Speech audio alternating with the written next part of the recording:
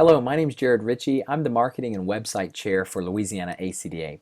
And I thought I'd take a quick opportunity to show you some of the changes that we've made to the online audition process for the All-State Honor Choir. So teachers and directors out there, if you were with us last year, you'll see some similarities in our process, but there's also, because of state laws changes, there are some things we've made that are different on the form. So we'll go over a few of those. Of course, remember Louisiana ACDA's website, you have two ways of getting there, laacda.org or laacda.info.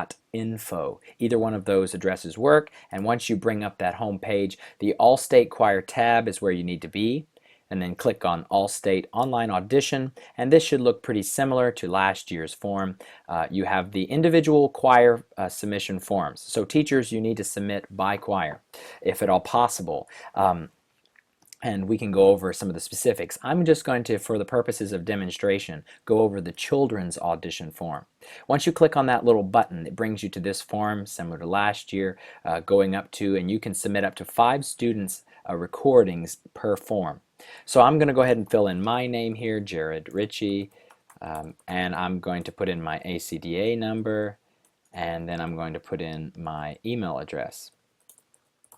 Okay, and once I do that, I'm going to hit next page, just simple, and this is where I can begin putting in the information for my student's audition.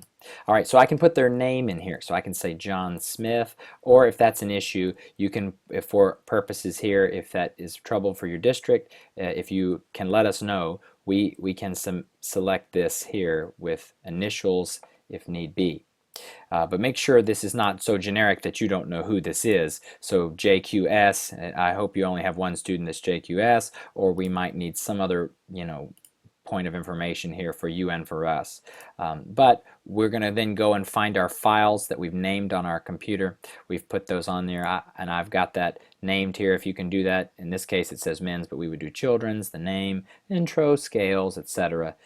You can right-click with a PC and click on properties and rename that file, or you can single click on the file on a Mac and wait a second, and it should bring up the text of this highlight, and you can just retype that and then hit return or enter, and that'll take care of it. So, but for now I'm just going to submit the same file just because the form won't let us proceed if we don't. So you can do this up to 5 times on most forms, 4 times on one of the forms. There.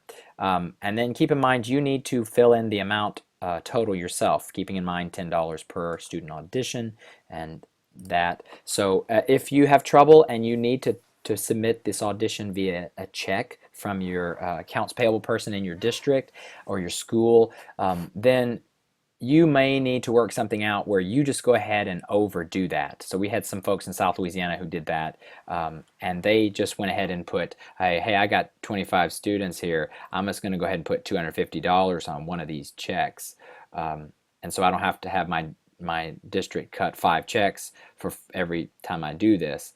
So you can do that if you need to, if you're going the e-check route. Okay, so but for now I'm not going to put that in there because I don't want to run that much on a test transaction.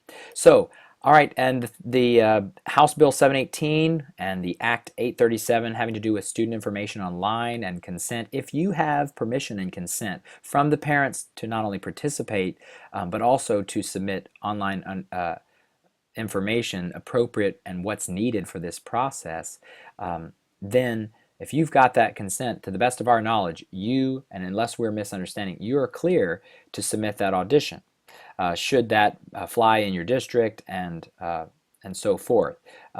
But if not, we've got a way around that. But you need to go ahead and make sure you've got permission. You've already received that, you've taken care of that paperwork, but go ahead and click yes on that, and that means we're good to go and that we can stay compliant with all state laws on this issue. So once you've got all this in here, you've got your amount, you can click submit, and once we click submit, then the first half of our process is done. Then we need to go in here and do an audition payment. So we've got options here, the standard credit cards, debit cards as well. So if some teachers put that on a credit card or debit card because that's easier, and some need, as I mentioned earlier, to do an e-check. So tick e-check if that's what you need. You just need the routing number and the account number on the check. So have your district or your secretary or treasurer at the school, whoever's doing this for you, have them cut that check and write this in yourself, the name on the bank account, the bank name, and all this, just like you would do any other time when you're doing an e-check. And you can keep that check or mail that to us if that really would help your account.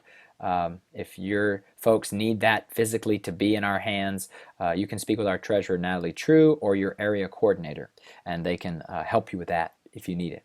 So that's how you would do the e-check route. If the check is in your possession, you just fill in this information, you're good to go.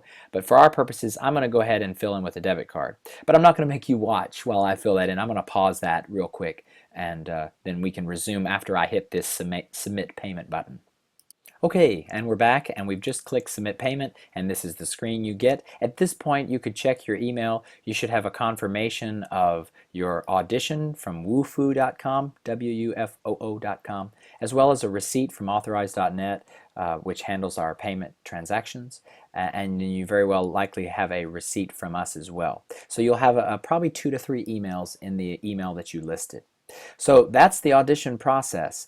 It's not super hectic this year. Obviously, there's a lot less points of information, principal names not on there, etc., etc. So that's the initial audition. So if you have any questions, please make sure that you see the ACDA, State ACDA website. Go under the All-State Honor Choir and look for All-State Coordinator addresses. If you notice this form here, you'll see we've got each of the Honor Choir coordinators listed here with their email address. I encourage you to use the email address of these Honor Choir folks here, and like I said, you can find that here on All State Choir tab down here to All State Coordinator addresses. So if you have any questions or something doesn't go right and you need to address those auditions, that's the best place for you. Okay, I hope that's been helpful for you, and I'll also have the ability for you to register for the Fall Vocal Conference as well, and that'll be under this link. So you can register as teachers, which you are required to do if you have students participating in this honor choir. So register as teachers, and then you'll be able to participate. So there you go. Hope this was helpful. Thanks a bunch.